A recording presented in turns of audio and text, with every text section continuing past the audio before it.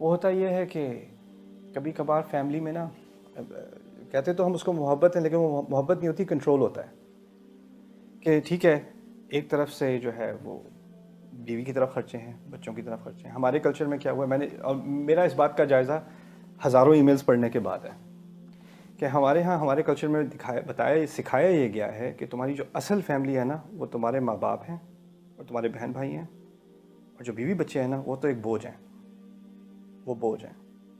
اور پھر کئی ہماری ہر جگہ ایسا نہیں ہے، لیکن کئی کیسز ایسے ہیں کہ جب شادی ہو جاتی ہے، بیوی آ جاتی ہے گھر میں، تو اس کو یاد دلایا جاتا ہے شوہر کے ذریعے یا ان لاز کے ذریعے کہ یہ ہمارا گھر ہے، یاد رکھنا ہم نے تم پہ بڑا احسان کیا ہے کہ تمہیں اس گھر میں آنے دیا ہے. میں تو اس کے خلاف تھی، لیکن چلو کیا کر سکتے ہیں، میرا بیٹا پاگل ہو گیا تھا یا جو بھی. اور اس کو بیوی کو یاد دلانا کہ اس کا حق کم ہے. شریعت کے اعتبار سے جب وہ بیٹے کا خرچہ ہوگا تو کہاں پہلے ہوگا؟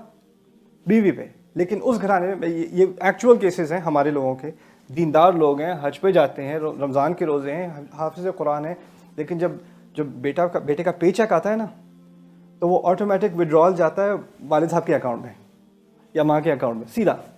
اس کو اپنے پیسے اس کو نظر نہیں آتے، اور بیوی کو تو سوال ہی پیدا نہیں ہوتا. اس کو وہ تم کہہ دو کہ کیا دودھ چاہیے، کیا چاہیے، میں لے کے آ جاتا ہوں، اس نے پیسے دیکھنے بھی نہیں ہیں. دوسری طرف ایکسٹریم کیا ہوتا ہے، نہیں نہیں نہیں تمہارے پیرنٹس تمہیں کنٹرول کر رہے ہیں، پیسے میرے ذمہ ہونے چاہیے. اب وہ وہاں پر وہ نظر رکھی جا رہی ہے کہ یہ تم نے اس دن خرچ کیا تھا، یہ تم امی کے گھر جا کے خرچ کیا تھا، یہ ان کو لے کے گئے تھے نا اس دن، یہ کیا لیا تھا، ان کے لیے ایک دوائی لی تھی. اچھا اب دوائیاں بھی لی جا رہی ہیں. یعنی پوری آڈیٹنگ ہو رہی ہے ایک طرف سے دوسری طرف کی کہ اس پہ کہیں خرچ نہ ہو جائے، اس پہ کہیں خرچ نہ ہو جائے. یہ محبت کے نام پہ، لیکن یہ control, this is just control. یہ بھی باطل ہے، یہ بھی ایک طرح کا باطل ہے. تو کرتے کیا ہے کہ دیکھو میں تمہاری مدد کرنے کے لیے نا میں تمہارے فائنانس کا تھوڑا مجھے ایکسیس دے دو تاکہ میں دیکھ لوں کہ سارے بل وغیرہ ٹائم پہ ہوتے رہیں. لیکن وہ بل وغیرہ پے کرنے کی بات نہیں، دیکھنا ہوتا ہے کہاں خرچے ہو رہے ہیں، کہاں کس جگہ جا رہے ہیں، یہ ہماری مرضی کے مطابق جا رہے ہیں، ہماری مرضی کے بغیر جا رہے ہیں. یہ سب باطل کے تحت آتا ہے. وَلَا تَأْكُلُوا أَمْوَالَكُمْ بَيْنَكُمْ بِالْبَاطِلِ. اور پھر اوپر سے جو مزید زیادتی یہ ہے کہ جو دین نے جس بات پر آپ کو حکم نہیں دیا، آپ پر کوئی پریشر نہیں ڈالا، آپ پہ کوئی گلٹ نہیں ڈالا. کبھی کبھار رشتوں کے ناطے لوگ کہتے ہیں کہ یہ اگر مجھ سے واقعی محبت کرتے تو یہ چیز کر دو، میرے لیے یہ چیز کر دو، یہ چیز کر دو. اور اگر کوئی کہہ دے کہ نہیں بیگم صاحب یہ تو میں نہیں کر سکتا، یہ تو فضول خرچی ہوگی، یا ابھی ہمارے بس کی بات نہیں ہے، یا والدین کو منع کر دے، یا بہن بھائی کو منع کر دے، کسی کو منع کر دے. اچھا اب یہ ہے، اس طرح ہے. اب پتہ چلا کہ تمہیں تو واقعی بس لالچ، یعنی جو دینے والا تھا اس کو لالچی کہہ دینا جو دینے والا تھا.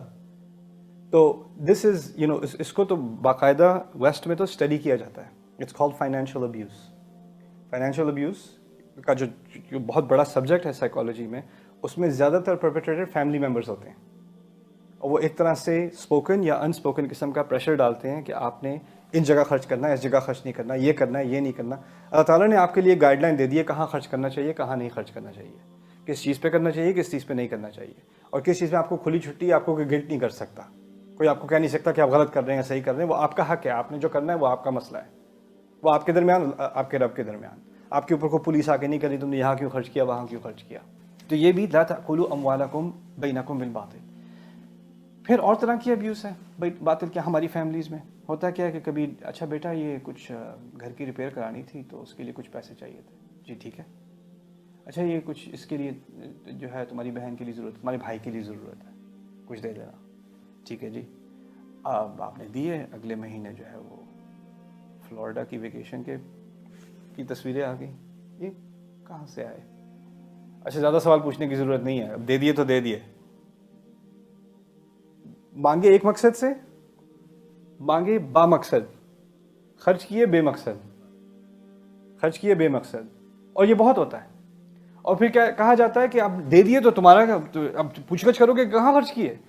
ارے اگر پوچھ گچھ نہیں کرنی تھی تو بتایا کیونکہ اس کے لیے دیے جا رہے ہیں، یا اس کے لیے دیے جا رہے ہیں، یا تمہاری جو ہے وہ جو خالہ ہیں یا تمہاری ممانی ہیں یا چچی ہیں یا جو بھی ہے، یا کوئی یتیم کزن ہے تمہاری جو بھی ہے، ان کی مدد کے لیے ٹھیک ہے. اگر دیا جا رہا ہے تو ٹھیک ہے دیا جا رہا ہے. تو یہ باقی اور جگہ کہاں جا رہے ہیں پھر یہ پیسے؟ یہ کیوں ہو رہا ہے؟ یہ کیسے ہو رہا ہے؟ اور اس کے بارے میں سوال بھی مت پوچھنا زیادہ آگے پھیلنے کی ضرورت نہیں ہے، اپنی اوقات سمجھو. یہ بھی باطل ہے. یعنی مانگنا یا ڈیمانڈ کرنا، طلب کرنا ایک مقصد سے، لیکن خرچ کرنا دوسری طرف. یہ جھوٹ نہ ہوا تو اور کیا ہوا، یہ فریب نہ ہوا تو اور کیا ہوا.